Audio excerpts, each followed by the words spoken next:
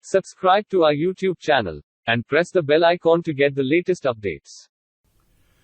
Hello friends, this is Vijay Bambani, and in this video I'm going to allay some of your fears about the very high inflation numbers, the CPI, Consumer Price Index numbers that you have been reading about of late, and the possibilities of higher interest rates, possibly even dampening the spirits of equity markets a little, as is being circulated in the public domain.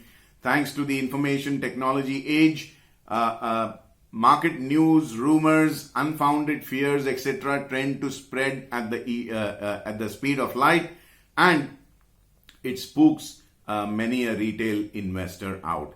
Is it really that bad? Are there some sectors that are going to gain even as interest rates and inflation rise? What are some of the sectors that you should avoid?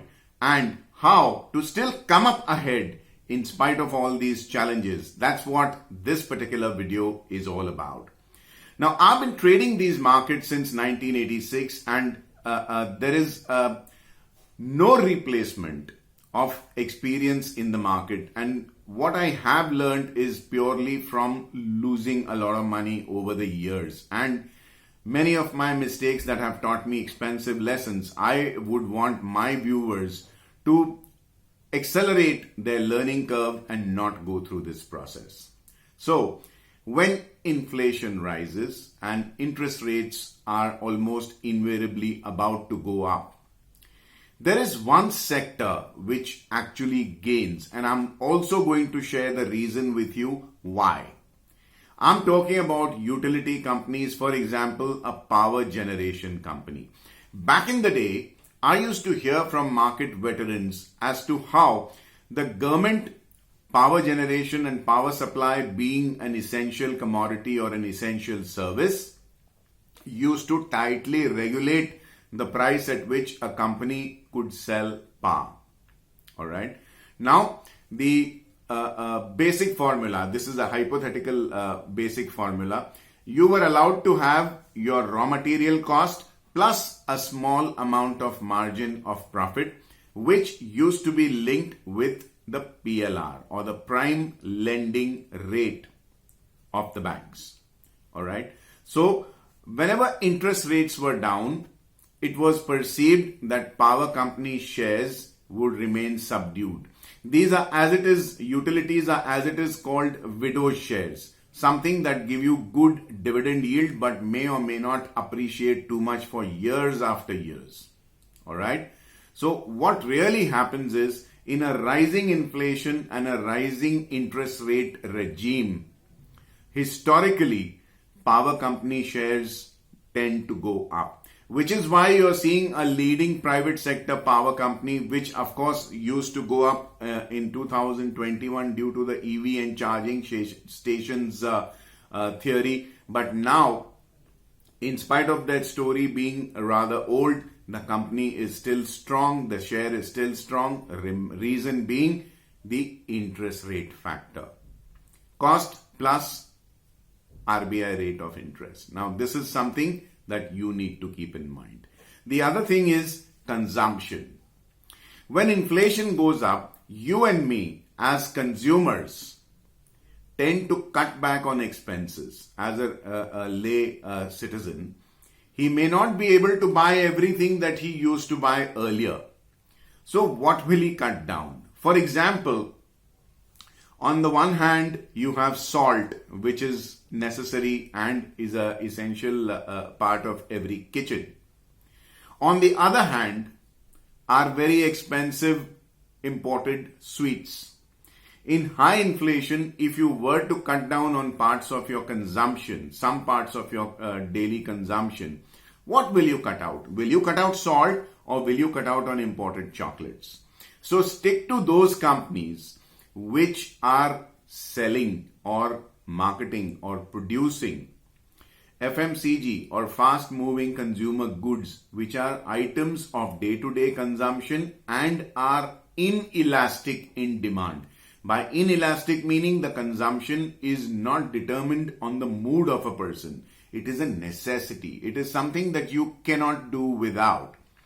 So for example, if you were to ask me what would I rather buy given a choice between two companies, one which is making tea bags and the other is making expensive footwear, I would say I will buy the stock of a company making tea bags when I'm not sure that the market is going to be turbulent because of inflation and rising interest rates, because I know tea bags are not something that people are going to cut down on. But footwear you might want to postpone by 3 or 6 months by repairing your existing shoe.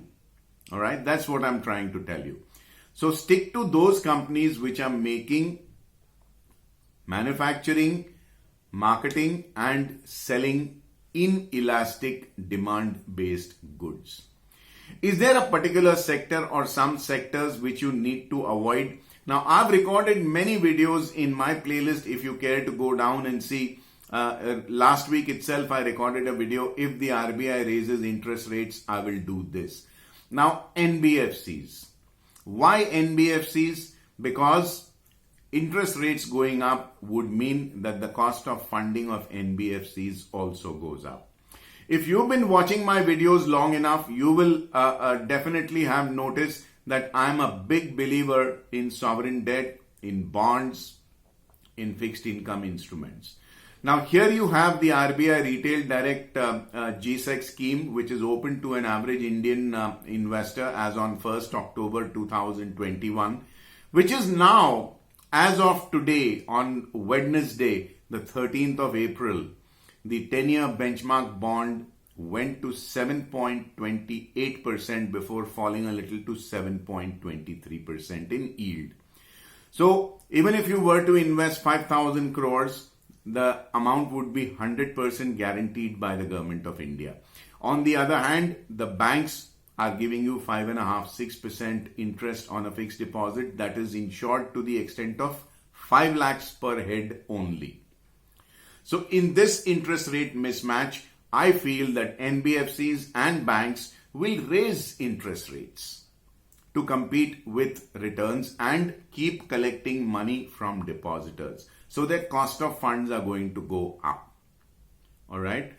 Any sector which is dependent on leverage selling. By leverage selling means the buyer has to resort to a bank loan, a credit card loan, or EMI based buying. That particular sector may not do as well as the others because we know that EMIs are going to go up and consumption might come down. Now, any sector which is dependent on interest rates, and when interest rates are down, the sector is going up, the stocks of that sector are going up rather, and when interest rates are going up, the stocks of this sector fall. This kind of a business is called interest rate sensitives in market parlance. So I would want you to shuffle your money out, at least partially, out of interest rate sensitives and get into those companies which have inelastic demand based goods. And of course, like I said, companies that actually gain out of rising interest rates like power. Of course, this is a long-term kind of a game plan. It's not something that is going to give you money tomorrow morning or on Monday morning itself when the market opens.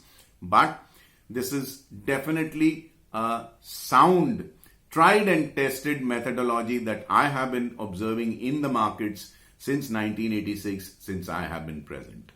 So, banish the fear, banish all your worries about the markets. Markets are like chessboards. You and I are brain warriors. We make money with our ideas. Money is the pieces of chess, and the market is like the chessboard. You and me, as investors and traders, need to shuffle our pieces from one slot to the other on the chessboard to be ahead in the market. And as long as you do it right, you will continue to make money in good times or bad, higher interest rates or low interest rate regimes. So, on this cheerful note, I'll bid goodbye to you, not before reminding you to click like on this video if you liked what you saw. Subscribe to my YouTube channel if you haven't already done so, and click on the bell icon to receive instant alerts about fresh videos being put up out here. Good, bad or ugly, I always welcome your comments and feedback in the comment section. And please help me reach out to fellow like-minded investors and traders by referring my video to your family and friends. I thank you for your patience for watching my video. Till we meet again, this is Vijay Bambwani signing off for now. Have a very, very profitable day. Bye-bye.